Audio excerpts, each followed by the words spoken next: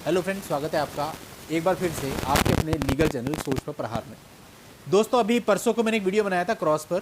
काफ़ी सारे लोगों ने देखा, पसंद किया। और क्रॉस बहुत इंपॉर्टेंट चीज़ होती है। दोस्तों, प्रॉब्लम क्या होती है कि लोअर कोर्ट का कोई जजमेंट आता है ना, तो वहाँ पे क्लाइंट का कंसर्न होता है कि इसको शेयर ना किया जाए, इसीलिए हम शेयर नहीं कर पाते। लेकिन दोस्तों, कई बार सीखने को हमको बहुत कुछ मिलता है। अभी रिसेंटली 14 फरवरी को केस डिसाइड हुआ, उस वीडियो में मैंने बताया भी था कि इस पर मैं आपके लिए वीडियो लेकर के आऊँगा। यहाँ पर एक क्रॉस ने लड़के को पूरा का पूरा केस जितवा दिया, सिर्फ एक क्रॉस ने। अदरवाइज लड़के के पास कुछ भी ऐसा नहीं था कि वो अपने केस को जीत सकता। और वो भी केस पता है कौन सा? Maintenance case, 125 CRPC।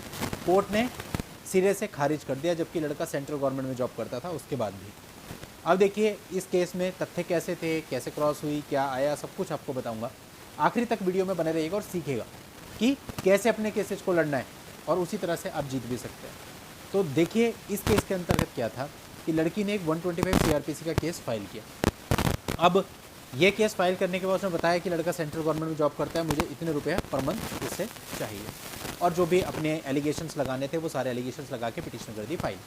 लड़का बाहर से आता था और बाहर से ही अपने किसी लॉयर को भी लेकर के आता था, और उन लॉयर ने WS भी सबमिट कर दिया था। WS सबमिट होने के बाद लड़के को ये रियलाइज़ हुआ कि भाई वो बाहर से लॉयर लाता है तो उसको बहुत ज़्यादा खर्चा हो जाता है और वो अफोर्ड नहीं कर पा रहा है। तो उसे लगा कि हमारी सिटी से कोई लॉयर कर दे, तो वो मेरे कॉन्टैक्ट में आया। कॉन्टैक्ट में आने के बाद उसने कहा, सर मेरा ऐसे 125 का केस चल रहा है। मैंने वही पूछा उससे, भाई रिप्लाई तो सबमिट नहीं किया? बोला रिप्लाई सबमिट कर दिया। मैंने कहा लोग गई बहस पानी में, क्योंकि रिप्लाई सबमिट हो गया मतलब आपका वर्जन चला गया। अब जब हमने रिप्लाई को पढ़ा और सारी चीज़ों को देखा, तो रिप्लाई के अंदर जो फोकस था वो एडल्ट्री पर हुआ था कि लड़की एडल्ट्री पे है। लेकिन जब मैंने प्रूफ पूछा तो एक भी प्रूफ नहीं था। एडल्ट्री के अलावा कोई भी चीज़ लिखित ही नहीं उसमें। अब आपको पता है एडल्ट्री को कितना कंसिडर करती है कोर्ट, और वो भी तब जब आपके पास प्रूफ ही ना हो। रिजल्ट क्या हुआ कि जब हम कोर्ट में अपेयर हुए, इंट्रीम मेंटेनेंस पे बहस हुई, WS ऑलरेडी जा चुका था, तो उसी WS को कंसिडर करते हुए 8,000 रुपये पर मंथ इंट्रीम ऑर्डर हो गया, यानी कि आप दीजिए।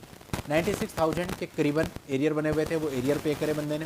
फिर 8,000 रुपये मेंटेनेंस शुरू हो गया। अब केस स्टार्ट हुआ, इससे आगे केस हमको फाइट करना था। अब उसने बोला सर अभी क्या होगा? मैंने कहा देखते हैं, चलिए क्या होता है।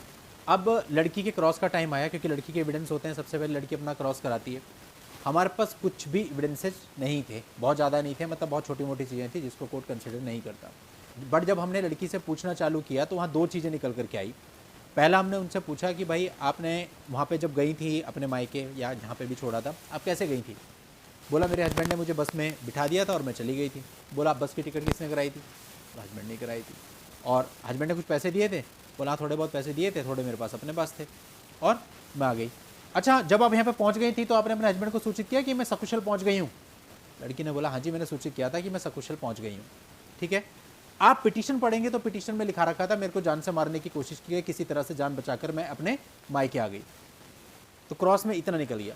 इसके अलावा क्रॉस में हमने एक फ़ोटो को कन्फ्रंट कराया जिसमें वो एक बच्चे के साथ दिख रही थी, और वहाँ पर क्रॉस में घुमा फिरा करके ये चीज़ आ गई कि बच्चा मेरा है।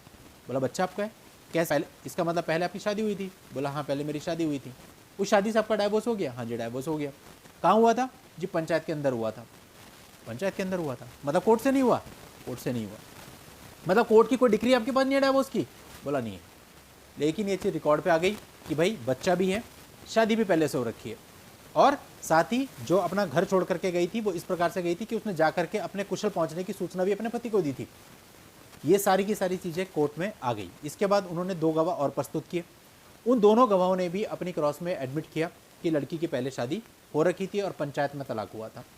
अब दोस्तों, जब इसके फाइनल आर्ग्यूमेंट हुए तो इसमें हमने वर्बल तो किया ही किए, साथ में रिटर्न भी दिए। और हमारा मेन मुद्दा ये था, हमने एडल्ट्री को तो पीछे छोड़ दिया कि हमें पता था उसके बेस पे कुछ होना नहीं है। हमारा मेन रिटर्न आर्ग्यूमेंट मुद्दा ये था कि हर गवाह आपका एडमिट कर रहा है कि आपकी शादी पहले हो रखी है।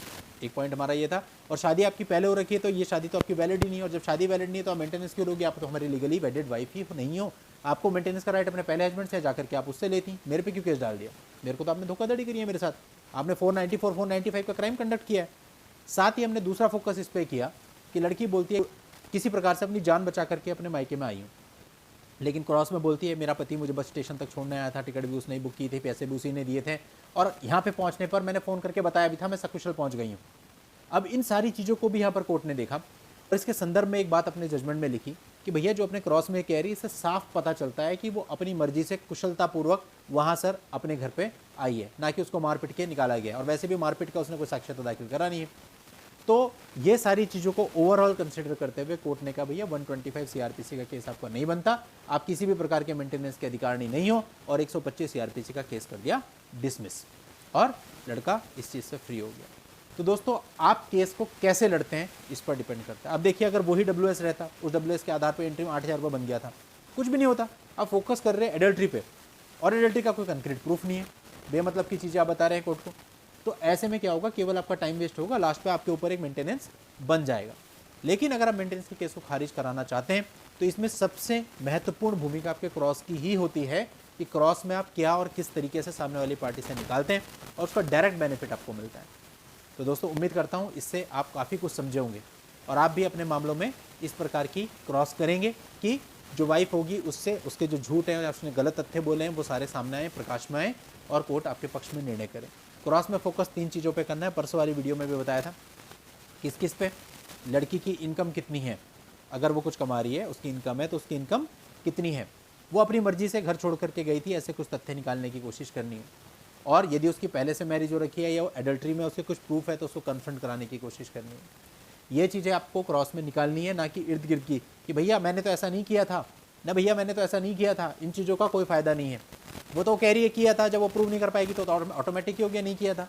लेकिन 90% लोग इन्हीं चीज़ों पर फोकस करते हैं कि जो उसने आरोप लगाए हैं वो उसी की उधेड़बुन में लगे रहते हैं कि इन आरोपों को मुझे झूठा साबित करना है, जिसका कोई लॉजिक नहीं है। एक सीधी सी बात, उसने आरोप लगाया, जब वो साबित नहीं कर पाएगी तो झूठे अपने आप हो गए।